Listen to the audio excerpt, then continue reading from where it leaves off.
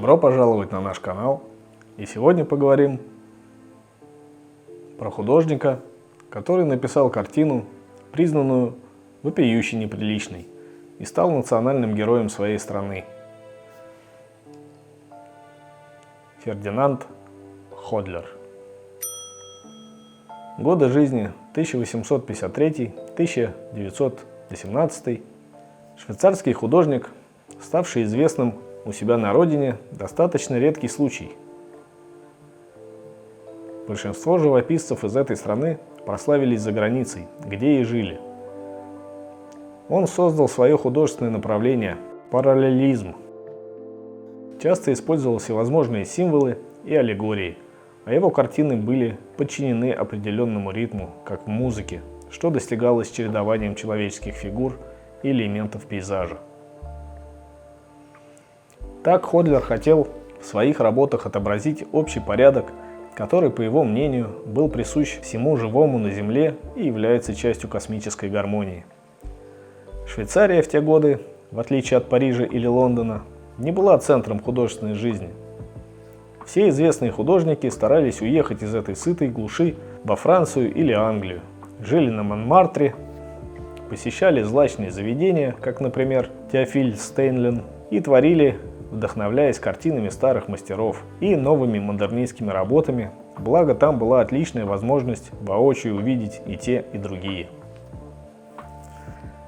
Ходлер всю жизнь проживал в Швейцарии, там он учился, работал, устраивал вызывающие перформансы, влюблялся в красивых женщин, добился известности и признания. Для швейцарцев он самый знаковый художник, национальный герой. Детство Ходлера сложно назвать счастливым. В 7 лет он потерял отца и 2 братьев, которые скончались от туберкулеза. Мама вновь вышла замуж, но спустя 7 лет умерла и она. Так в 14 Ходлер остался круглым сиротой, его воспитывал отчим, работавший художником-декоратором. Раскрашивал вывески, рисовал афиши и панно.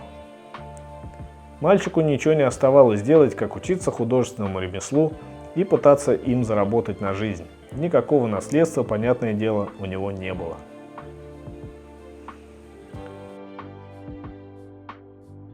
Когда Ходлер немного подрос, он перебрался в городок Тун, ставший туристическим центром, и рисовал незамысловатые открытки с видами озера и местных красот, которые сбывал приезжающим туристам.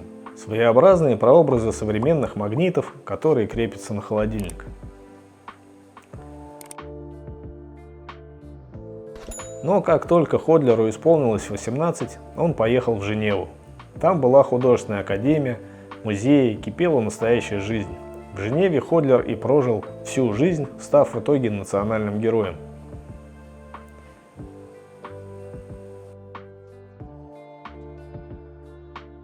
Ходлер стал копировать картины известных художников, которые видел в музее, и скоро достиг в этом деле заметных успехов.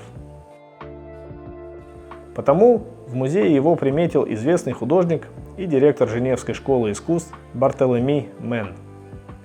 Он предложил талантливому юноше посещать его учебное заведение бесплатно, а впоследствии Ходлер с благодарностью писал: «Всему в своей жизни я обязан Мену». Выучившись, Ходлер ездил за новыми впечатлениями в Испанию, где изучал картины Веласкеса и Тициана. Увиденное помогло ему написать одну из самых вызывающих и скандальных работ «Ночь». Ее отказались выставлять в Швейцарии, посчитали слишком неприличной, но художник организовал частный показ, а на собранные деньги поехал со своей работой в Париж, где представил на выставке. Там нравы были попроще, ценителей искусств и любителей новаторства в живописи больше, потому и картина имела оглушительный успех.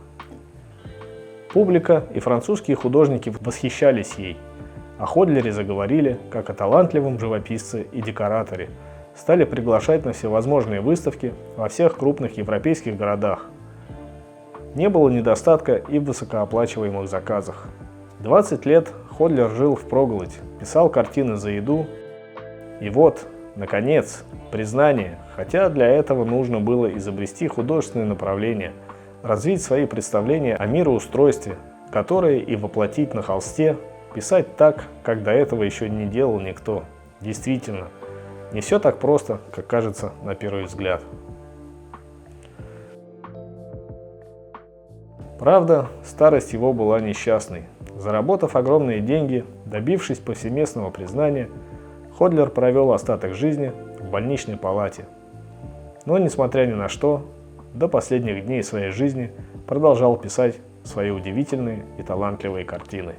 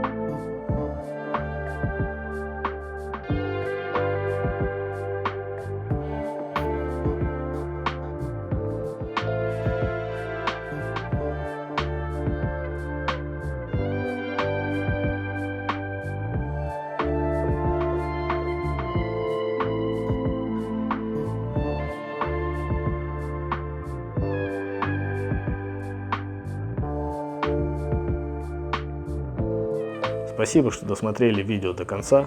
Лайк и комментарий – отличный способ поддержать канал и автора.